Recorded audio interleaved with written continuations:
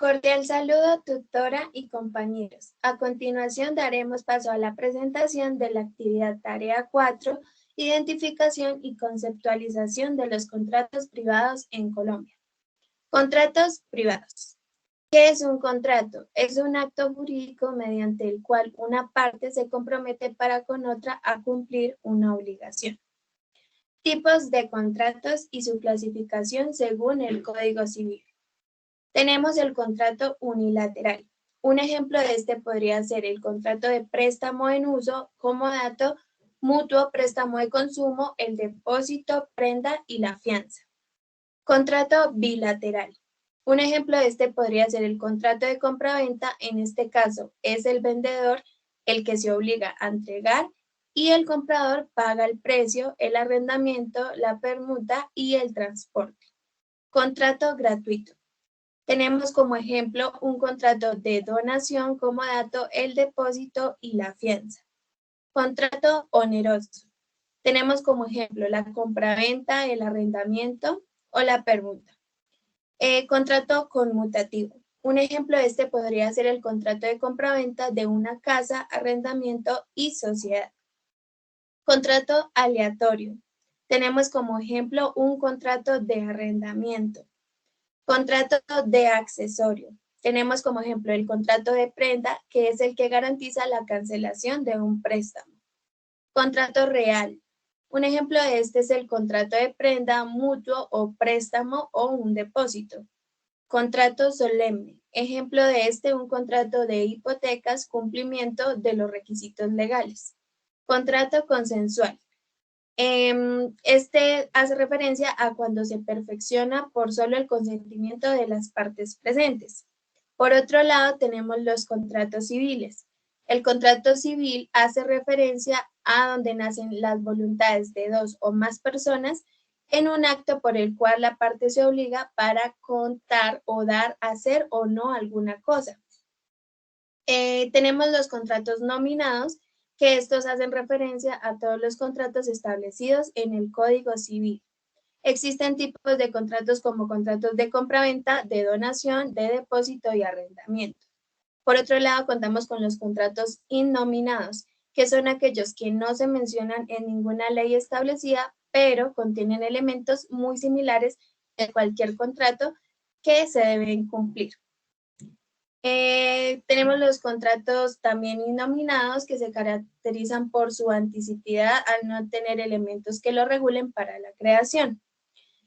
La diferencia entre los contratos nominados e innominados es que se radican según la existencia o no en el Código Civil y Comercial, pero tienen fundamentos muy parecidos que se aplican en diferentes puntos y por lo tanto no afecta la validez en las obligaciones establecidas del contrato. Doy paso a mi compañero. Consecuencias que se producen por incumplimiento de los contratos privados. Hay varios, estos son los principales. Pago de daños y perjuicios. Cuando un contrato no se cumple, la parte afectada puede pedir compensación por daños directos y lucro de cesantía. Cumplimiento forzado. La parte perjudicada puede exigir que se cumpla el contrato según lo acordado, bajo la orden del tribunal. Resolución del contrato. En ciertas situaciones, el incumplimiento del contrato puede llevar a su terminación, liberando a ambas partes de sus obligaciones. Cláusulas penales. Algunos contratos incluyen multas en caso de incumplimiento, que pueden ser impuestas por el tribunal para compensar a las partes perjudicadas. Intereses monetarios. Si hay retraso en el cumplimiento contractual, la parte incumplidora puede tener que pagar intereses adicionales sobre las sumas adeudadas. Inhabilidad para contratos.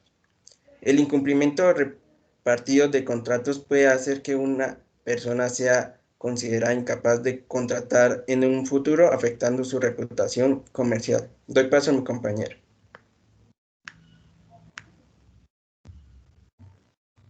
A continuación les hablaré sobre los principios que se aplican a los contratos privados. En estos contratos se aplican varios principios legales fundamentales que ayudan a guiar la interpretación y aplicación de los términos del contrato. Estos son: principio del abuso del derecho. Evita el ejercicio excesivo o inapropiado de un derecho para prevenir daños injustificados o violaciones de equidad y justicia. Principio de la autonomía de la voluntad. Permite a las partes establecer términos y condiciones siempre y cuando no infrinja la ley o el orden público. Principio de buena fe.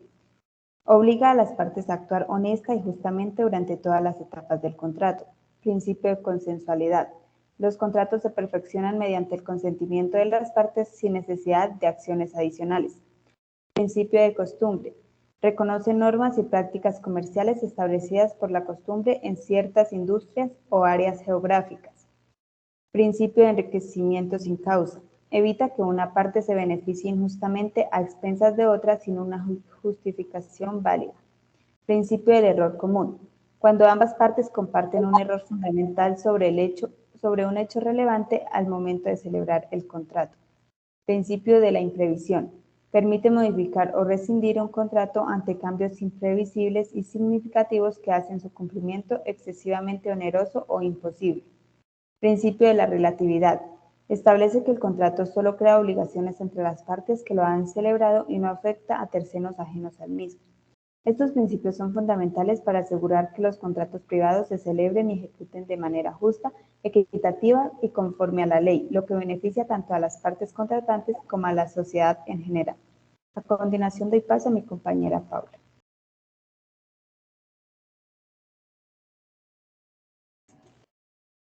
El siguiente tema es la diferencia entre lucro cesante y daño emergente. Lucro cesante es un daño de carácter patrimonial, por lo que consiste en una ganancia a obtener como consecuencia del hecho. Es un incumplimiento contractual, lo que conlleva que es ilícito causado por alguien sobre bienes y patrimonio de otros. Es una ganancia frustrada, por lo que el daño se identifica en una ganancia que ha dejado obtener en el patrimonio dañado. Daño emergente.